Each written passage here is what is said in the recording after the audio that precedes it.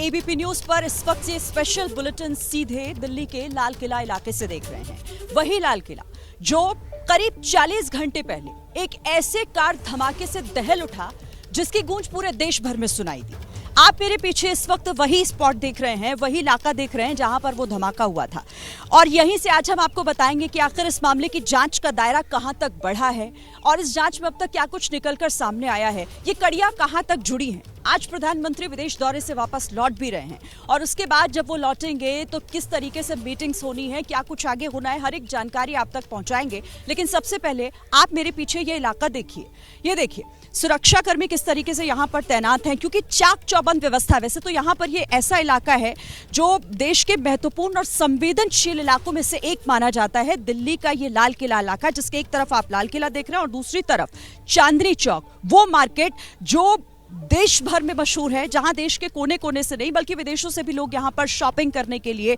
घूमने फिरने के लिए आते हैं। ये एक ऐसा महत्वपूर्ण और संवेदनशील और साथ ही रणनीतिक इलाका है जो कई मायनों में महत्वपूर्ण है। और इसीलिए जब यहां पर वो धमाका हुआ तो कई ऐसे सवाल जन्मे जिनका जवाब ढूंढना उन तमाम एजेंसियों के लिए जो अब इस धमाके के बाद इसकी जांच में जुटी हुई है, उनके लिए एक बहुत बड़ी चुनौती और कई बड़े सवाल भी खड़े कर रहे हैं। और यहीं से अब देखिए, आप वो जो आप एरिया पीछे देख पा रहे होंगे, मेरे कैमरा पर्सन आपको दिखाएंगे, जो सफेद रंग का एरिया, यही वो रेड लाइट एरिया है जहां पर वो कार धीरे धीरे आई और उसके बाद उसमें अचानक से जोर का धमाका हुआ, जिससे यहां आसपास जितने भी लोग मौजूद थे, और सिर्फ इस इलाके के नहीं, इससे थोड़ी दूर पर भी, अगर आप कई मीटर की दूरी पर भी जब आप जाएंगे तो वहां खड़े हुए लोगों ने भी उस धमाके को महसूस किया और कुछ समझ नहीं पाया कोई कि आखिर ये क्या था। जो लोगों के चीथड़े उड़े वो सड़कों पर यहां तहां जहां तहां दिखे साफ तौर पर। और उसके बाद अब तक ये इलाका दहल रहा है, कई सवाल उठ रहे हैं लोगों के मन में, सबके जहन में यही है कि आखिर यहाँ हुआ क्या। और ऐसे इलाके में सोचिए, आप देश की राजधानी है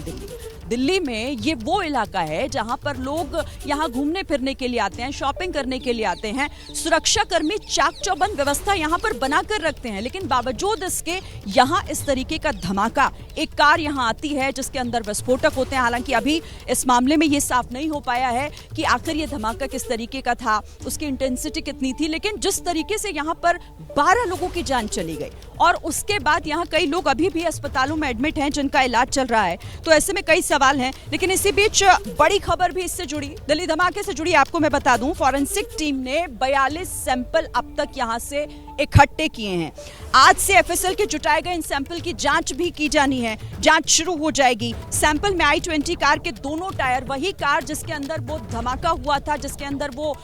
विस्फोटक मौजूद थे, इस सैंपल में चेसिस और सीएनजी सिलेंडर भी है। सैंपल में बोनट के कई हिस्सों को भी शामिल किया गया है। तो कुल मिलाकर 42 सैंपल जो यहां से जुटाए गए थे, उन सैंपल्स की अब जांच होगी। और जब ये जांच होगी उसके बाद जब कई खुलासे इसमें उम्मीद की जा रही है कि जो अब तक अनसुलझे सवाल हैं उनके जवाब शायद बहुत हद तक मिल सकें। देखिए, अब ये जो जांच का दायरा है वो सिर्फ इस इलाके तक सीमित नहीं रह गया, क्योंकि इसके जो तार हैं वो जम्मू कश्मीर से लेकर हरियाणा से लेकर उत्तर प्रदेश तक जुड़ रहे हैं। और आने वाले दिनों में हो सकता है कि इसका जो दायरा है वो और बढ़े, ये तार कहीं और दूसरी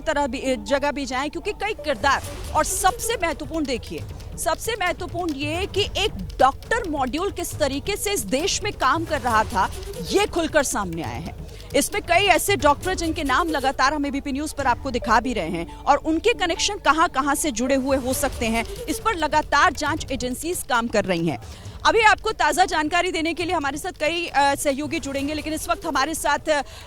सुशील जुड़े हुए हैं। सुशील से हम जानते हैं कि अब तक इस मामले में क्या कुछ हुआ है और जांच एजेंसियों के जो तार हैं वो कहां तक पहुंचे। सुशील, सबसे पहले तो अभी तक का ताज़ा अपडेट बताइए। महत्वपूर्ण ये भी है क्योंकि आज जो सैंपल्स जुटाए गए थे उनकी जाँच भी आज से शुरू होनी है।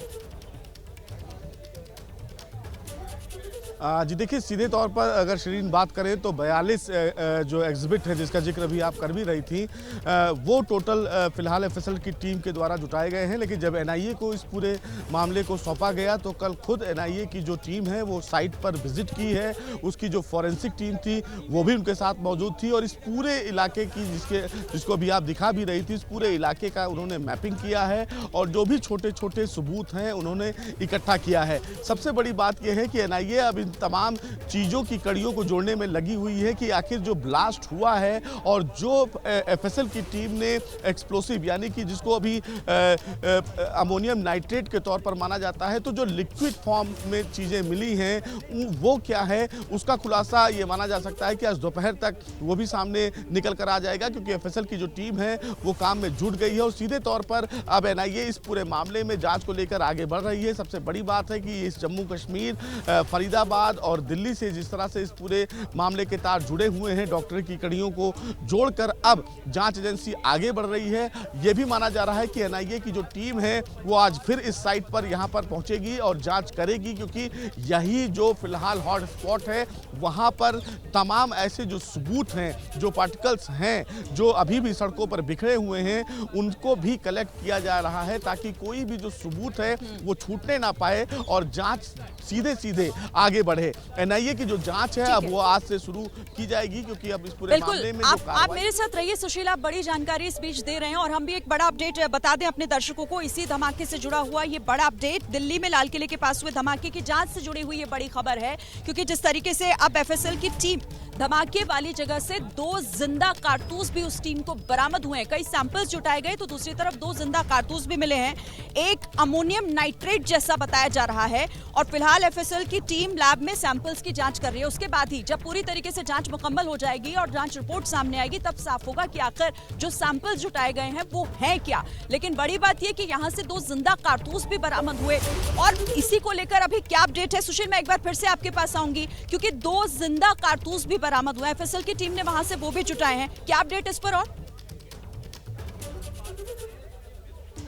जी देखिए, कल जब एफएसएल की टीम ने यहाँ पर जांच शुरू की थी, जब पूरे इलाके की मैपिंग की जा रही थी, तो 2 जिंदा कारतूस भी उनको मिले थे। अब वो जिंदा कारतूस किसके हैं, क्या हैं, क्या वो जो फिलहाल i20 कार में ब्लास्ट हुआ था, क्या उस गाड़ी में वो कारतूस थे, इन तमाम पहलुओं पर फिलहाल सीरीन तस्वीर तभी साफ होगी जब एफएसएल की टीम इस पूरे मामले में कोई भी आधिकारिक बयान देगी। लेकिन ये जरूर है कि जो जिंदा कारतूस मिले हैं, क्या वो फिलहाल उसी गाड़ी में मौजूद किसी शख्स के हैं, इसको लेकर जांच तेज हुआ है और इसकी जानकारी एनआईए को भी दी गई है। जो भी फिलहाल एग्जिबिट यानी कि जो भी सैंपल्स यहां से इकट्ठा किए गए हैं वो एनआईए के साथ साझा भी किए गए हैं और साथ ही साथ एनआईए की जो खुद फॉरेंसिक टीम थी, उन्होंने भी यहां से जो सैंपल्स है वो कलेक्ट किए हैं। माना यह जरूर जा रहा है कि जो एक्सप्लोसिव मिले हैं उसमें जो बताया जा रहा है कि अमोनियम नाइट्रेट की तरह कुछ संदिग्ध हो सकता है, तो उसकी भी तस्वीर फिलहाल दोपहर में साफ होगी। लेकिन कहीं ना कहीं एफएसएल टीम को इस साइट से बहुत महत्वपूर्ण सबूत हाथ लगे हैं, तो ये माना जा सकता है कि जांच एजेंसी को जो सबूत मिले हैं उन सबूतों के आधार पर अब जांच एजेंसी आगे बढ़ेगी और जो ये षड्यंत्र रचा गया, जो कार धमाका हुआ जिसमें 12 लोगों की दर्दनाक मौत हुई, इन तमाम पहलुओं पर जल्द ही इस पूरे मामले में एनआईए एक बड़ा खुलासा करेगी, क्योंकि कई डॉक्टरों को फिलहाल हिरासत में लिया गया है। कल फरीदाबाद के कई जो फिलहाल लैब टेक्नीशियन हैं और उनसे जुड़े हुए यानी कि जो अल्फराज यूनिवर्सिटी से जुड़े हुए। अच्छा सुशील, एक और सूत्र, एक बड़ी जानकारी और दे रहे हैं और बड़ी खबर इस बीच ये है कि ये आत्मघाती हमला नहीं था। ये आत्मघाती नहीं बल्कि घबराहट में किया गया ये विस्फोट था। जो जानकारी सूत्रों से मिल रही है इस हमले को लेकर, इस धमाके को लेकर, कि ये कोई आत्मघाती हमला नहीं था, क्योंकि इसे लेकर भी पहले आशंका जताई जा रही थी कहीं ऐसा तो नहीं है कि आत्मघाती हमला था। लेकिन ऐसा फिलहाल सूत्र जानकारी दे रहे हैं कि ये दरअसल घबराहट लिया गया एक हमला किया गया था, ये फैसला किया गया था। बम जो है वो पूरी तरीके से दरअसल विकसित ही नहीं हुआ था। इस बीच सूत्र ये भी बता रहे हैं कि धमाके के बाद कोई भी गड्ढा उस जगह पर नहीं बना था और इसीलिए जो तमाम फिलहाल कड़ियां जो जुड़ रही हैं उसी के आधार पर ये बड़ी बात सूत्रों से मिल रही है। सुशील जी बिल्कुल शरीन, आप सही कह रही हैं। हालांकि एनआईए की जो जांच टीम इस पूरे मामले में काम कर रही है, सीधे तौर पर जो सूत्रों से जानकारी मिली है वो सीधे तौर पर बताया जा रहा है कि एक एक्सीडेंटल अटैक था, ये किसी भी प्रकार से प्री प्लान्ड अटैक नहीं था, क्योंकि जिस तरह से फरीदाबाद में एक्सप्लोसिव जब पकड़ा गया तो ये माना जा सकता है कि तमाम जो इस मामले में डॉक्टर उमर जो फिलहाल फरार था वो होपलेस हुआ और होपलेस होने के बाद उसने आनन फानन में भागने की कोशिश की और जब उसने भागने की कोशिश की थी। तो उसको फिलहाल जो रास्ता समझ में आया वो यही आया कि जो भीड़ भाड़ वाला इलाका है वहाँ पर छुपा जा सकता है, जिसके बाद वो लाल किले की तरफ भागा। और अब जब वो लाल किले से निकल रहा था तो निश्चित रूप से ये एक एक्सीडेंटल ब्लास्ट हुआ। प्लानिंग उसकी कुछ और थी, कहीं और वो जाना चाहता था, लेकिन जब कई जांच एजेंसियों ने एक्सप्लोसिव को पकड़ा, कई डॉक्टरों को हिरासत में लिया, तो कहीं ना कहीं ये हड़बड़ाहट में किया गया एक ब्लास्ट होगा कि वो भागने की कवायद कर रहा था, भागने की कोशिश कर रहा था, और जब वो इसी रेड लाइट से क्रॉस कर रहा था तो आनन फानन में गलती से ये ब्लास्ट हुआ। क्योंकि जांच एजेंसियों ने भी इस पूरे मामले में अभी तक की जो जांच की कड़ी जोड़ी है उसमें ऐसा कोई अहम सबूत नहीं मिल पाया जिसमें ये माना जा सके कि ये जो अटैक था वो आत्मघाती अटैक था। सबसे बड़ी बात ये है कि अगर आत्मघाती अटैक होता तो वो और भी भीड़ भाड़ वाले इलाके में लेकर गाड़ी को जा सकता था, लेकिन वो गाड़ी सीधे जो सुनहरी मस्जिद की पार्किंग है वहां से शरीन निकलती है और इसी रास्ते से आगे जाती है, और इसी रेड लाइट से आगे जहां पर आप जिक्र कर रही थी वहां से यू टर्न लेती है। और जो ब्लास्ट हुआ है शरीन, वही बगल में ही पुलिस चौकी, लाल किले की जो पुलिस चौकी है वो बनी हुई है, मेट्रो स्टेशन है, और रेड लाइट हुई। और रेड लाइट पर जब गाड़ी धीरे धीरे चलने लगी उसी दौरान ये ब्लास्ट हुआ। दिल्ली पुलिस की तरफ से जब बयान आया था उस बयान में भी ये कहा गया है कि मूविंग कार थी, यानी कि गाड़ी उस टाइम चल रही थी। अगर किसी भी तरीके का आत्मघाती ब्लास्ट होता तो गाड़ी रुकी होती या गाड़ी को ले जाकर वो कहीं पर ठोक सकता था, लेकिन ऐसा कुछ भी नहीं हुआ। बिल्कुल, और ये सारी जानकारियां जो जुटाई गई हैं इसमें सीसीटीवी का भी एक अहम किरदार रहा है, एक अहम रोल रहा है, जिसके जरिए ये पता लगाया गया कि आखिर कहां से वो उस गाड़ी का मूवमेंट क्या रहा, उसका रूट मैप क्या रहा, और किसके बाद वो यहां पर पहुंची और मूविंग थी उस वक्त। जिस वक्त उस कार में धमाका हुआ वो बहुत धीरे धीरे चल रही थी। इस तरह की जानकारी जो आप दे रहे हैं वो जांच एजेंसी की तरफ से बताई जा रही है। अच्छा देखिए, अब क्योंकि जांच रिपोर्ट का इंतजार है और उसी के बाद बहुत सारी चीजें साफ होंगी। अब ये तो कहा जा रहा है कि देखिए आत्मघाती हमला तो नहीं है साफ तौर पर, और दूसरी तरफ सूत्र ये भी जानकारी दे रहे हैं कि घबराहट में लिया गया फैसला था और आनन फानन में ये सब कुछ हुआ। जब इस व्यस्ततम चौराहे पर लोगों की भीड़ जुटी हुई थी, वो कार धीरे धीरे आगे अपनी गति से बढ़ रही थी और उसी वक्त उसमें ब्लास्ट हो गया।